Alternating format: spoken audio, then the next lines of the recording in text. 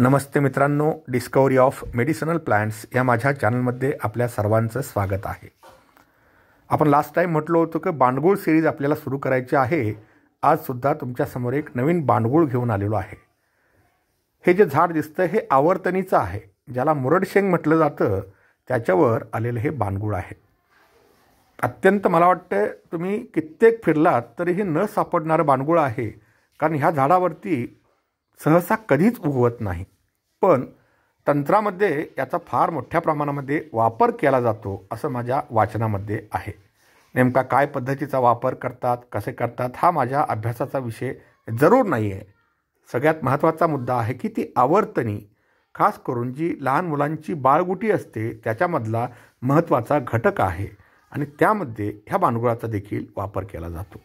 काही जुने वैद्य होते संपर्कातले माझ्या, त्यांच्याकडून मलाही मिळालेली माहिती आहे.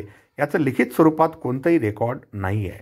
तर हे जे बांडगुळ आहे, लहान मुलांना जर वाढ होत नसेल, लहान मुलांची वाढ खुंटली असेल तर अशासाठीचं अत्यंत प्रभावी औषध असं त्यांनी सांगितलेलं आहे. तर याच्यावर अधिक संशोधन होणं गरजेची गोष्ट आहे. ज्यांना तंत्रामध्ये इंटरेस्ट असेल त्यांनी याचा जरूर वापर करावा.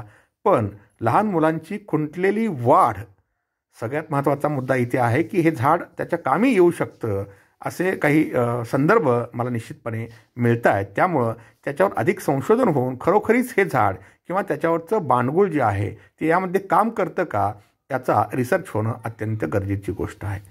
ह्याला हेलिक्टेरिस आयझोरा असं ह्या मूळ प्लांटचं नाव आहे आणि त्याच्यावरती हे लोरॅन्थस आलेलं आहे. तर मित्रांनो, निश्चितपणे बांडगुळ अत्यंत उपयोगाचे आणि फायद्याचे आहेत, पण त्याचं परफेक्ट विश्लेषण होणं गरजेचं आहे. तंत्रशास्त्र आणि जादूटोणा अशा पद्धतीनं त्याच्यात बघणं हा ज्याचा त्याचा विषय असतो. मी त्याच्याशी काही सहमत नाही.